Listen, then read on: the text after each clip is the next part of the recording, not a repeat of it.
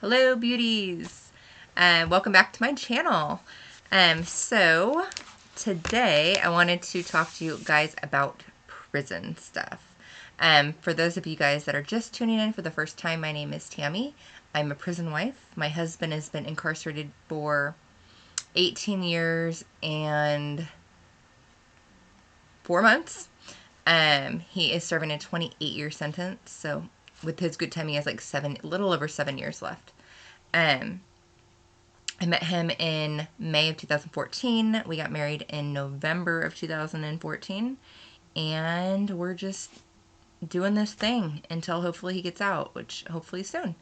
So yeah, today I wanted to talk about prison stuff. And I really haven't done an update video in a long time, so I just wanted to kind of catch you guys up on what's been going on with us in the last, I don't know how long it's been, 6 months or so. Quite a while.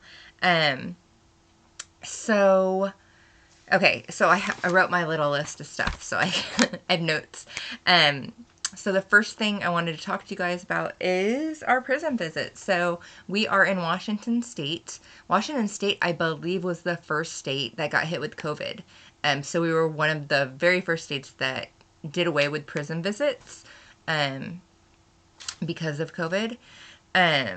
March of 2020 was when they got taken away. I think it was like March 10th, if I'm not mistaken.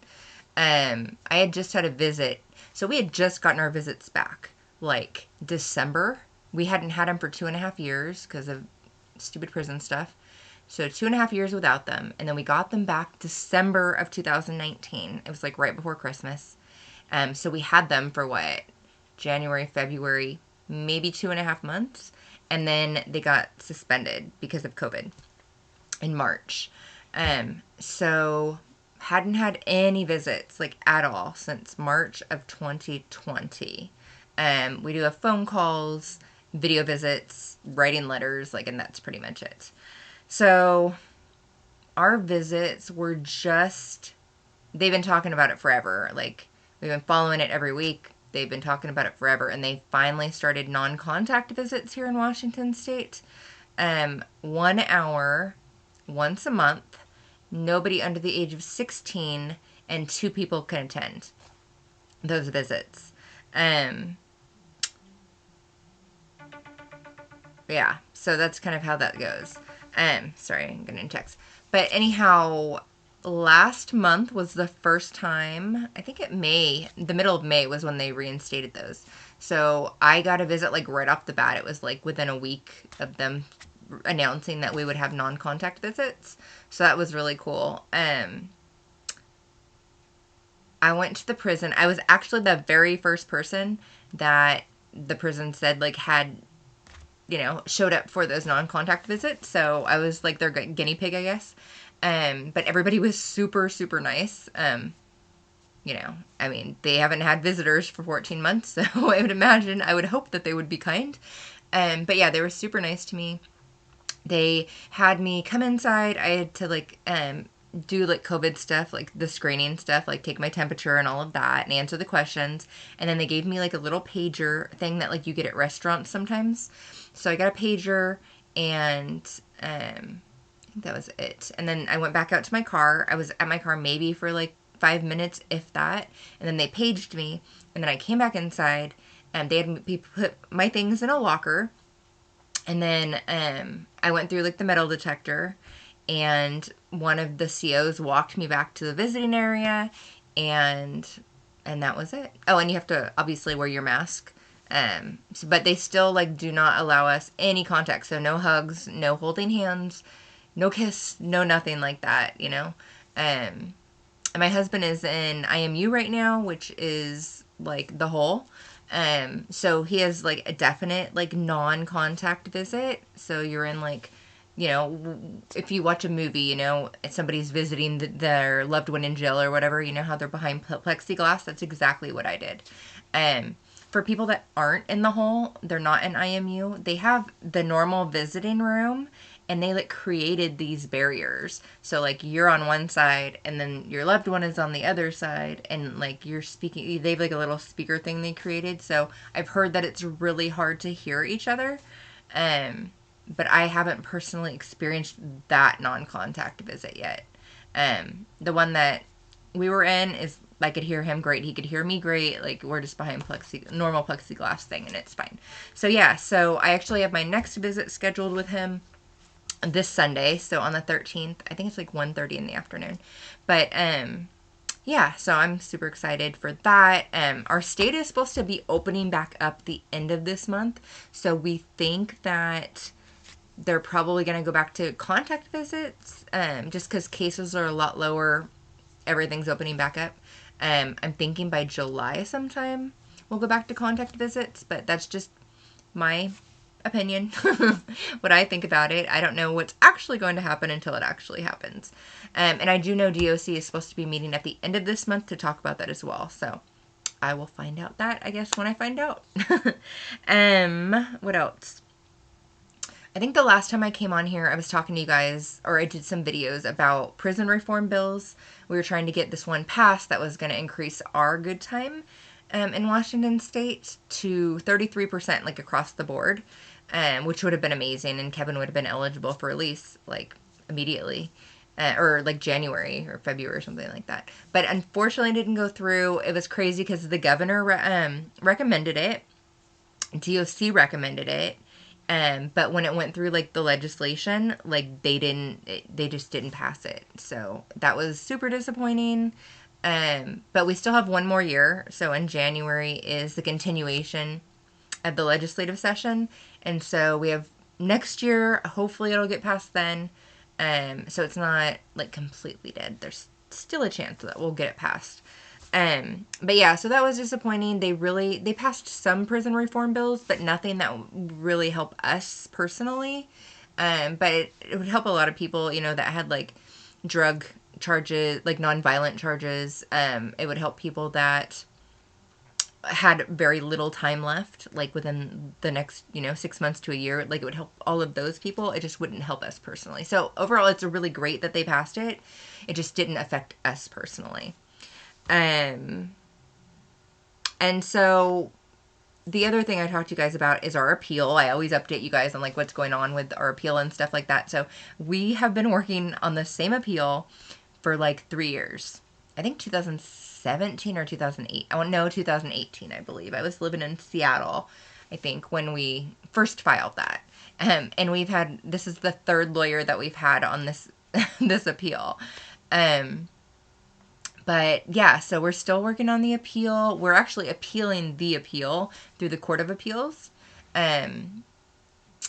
Because the judge in the lower courts didn't side with us, so we appealed it to the higher courts. The prosecutor is required to respond by this Friday, actually, so we'll get their response. And then I believe by like the end of summer, we should have a decision from the judges on whether they're going to like pass, like we win or not, right?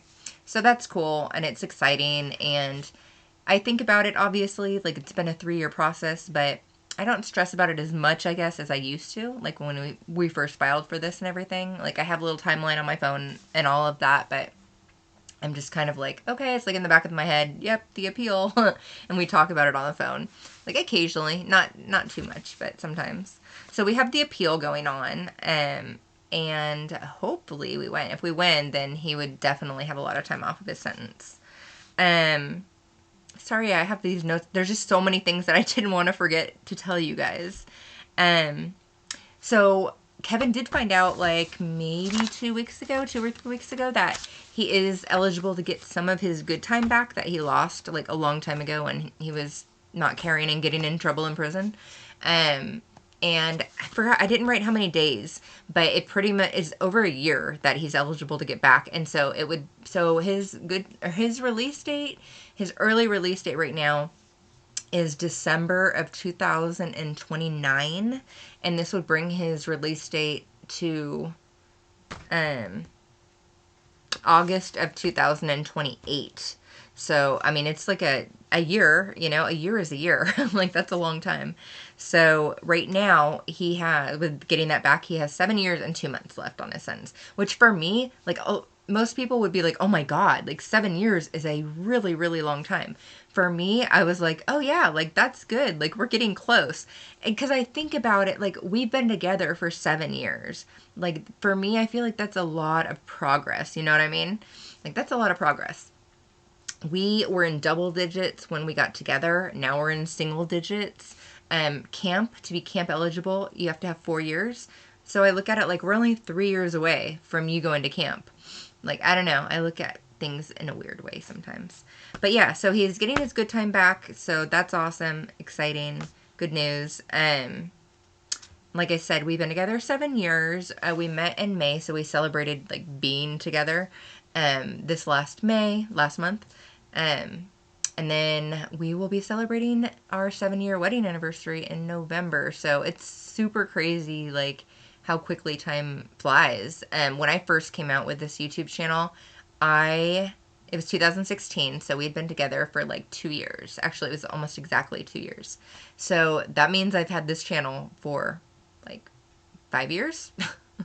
That's crazy. I'm not good at math, but I think it's about 5 years. Yeah, it's just crazy like how quickly time flies. And when you're busy, and this is what I always tell people like who want advice on like how to get through it.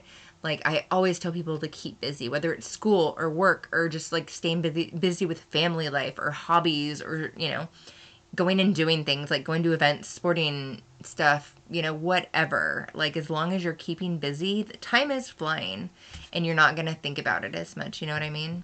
Because I know if I wasn't working, if I wasn't in school, if I wasn't like spending time with my family or whatever, I would be staring at a clock and it would be going by super slow and it would probably be killing me. You just want to really stay busy. So 7 years is crazy, but I feel it's crazy. I don't know. I feel like we haven't been together that long, but then again, I do feel like we've been together way longer than 7 years sometimes. And then really the last thing that I wanted to update you guys on, like with prison related stuff, was about COVID. I don't know if I'm allowed to talk about that on here. Probably not. I probably won't be able to monetize this video, but I don't really care. So yeah, COVID didn't really hit the prisons in Washington for a really long time. It was really surprising because there were all these crazy cases like in the city I live in, Seattle, and like the surrounding areas. And like they didn't have it in the prisons, and then they did. And then when they did, it was really, really bad. Like they were like hundreds of cases, some of them thousands of cases in certain prisons in Washington. And it was really scary. Thankfully, and I say that this is weird, but thankfully Kevin was in the hole. And he's been in the hole since like October, I think. I think it was like October of last year. So he was in county for his appeal. And so he went from county, and when he went to county is right when COVID hit. So he went there in like February, March. And so he was in county from March until October. And then from county, they put him back in prison in DOC, but they put him right in the hole. So he never had a chance to be in general population around other people that had COVID. So honestly, like, it's kind of a blessing in disguise, because if he wasn't in the hole and he was in general population, he probably would have got COVID. But he was isolated, so he wasn't. He was like safe in his little cell. But yeah, he didn't get COVID. I got vaccinated back in December was my first shot, and then January I had my second one because of my work. And he didn't get vaccinated until recently, like 2 weeks ago, maybe 2 or 3 weeks ago. He got the Johnson & Johnson. He said he only got that one because it's one shot. And he said, he's like, I know DOC, and I know that something's going to happen, and they won't give me my second shot in time. So I'm just going to take the one shot and like be done with it and not have to worry about it. And he wanted to do it, he said, mainly because like in case they require you to be vaccinated to have visits or EFVs. That was his main reasoning. But he got that, and it scared me because he was so sick. Like, it was just horrible. He was so sick, he said his whole body ached for like 2 days. He was like dripping sweat in his cell. There's nothing that he could do about it. They couldn't give him anything for it. So he just had to like go through 2 days of that. And then thankfully, like, he was fine. But But yeah, COVID inside was really bad. Thankfully now, like I don't think there's maybe a few cases in a couple of the facilities, but it's way better, way better, way better. So I am very thankful for that. Um, there's a lot of, and you guys can, definitely comment below if, you want to post your opinion, or if it's a further conversation that you guys would like to have. But there's a lot of women that I've talked to, just like in the last year and a half, where, this has really affected their relationships. It's ruined relationships, because, maybe they're just starting out and they need, that contact, right? Like the face to face to get to know each other and like keep the relationship going. Or maybe, they were already struggling and this just sealed the deal for them, unfortunately. But it's sad to say, but it's really ruined a lot of relationships. Um, Prison relationships are already the most difficult to begin with. So this just, was the icing on the cake to that. So, yeah, go ahead and post below your comments and your thoughts about COVID and relationships and prison relationships and what you guys think of it. Like, how did it affect your relationship? Did it affect it negatively, positively? Has it pretty much stayed the same? I know as far as like Kevin and I, we've gone, a long time having very limited contact and just phone calls. So it really, like, COVID didn't affect our relationship at all. Yeah, it sucks not being able to see him, and we just were eligible for EFVs, and then this happened, so not having those visits and stuff.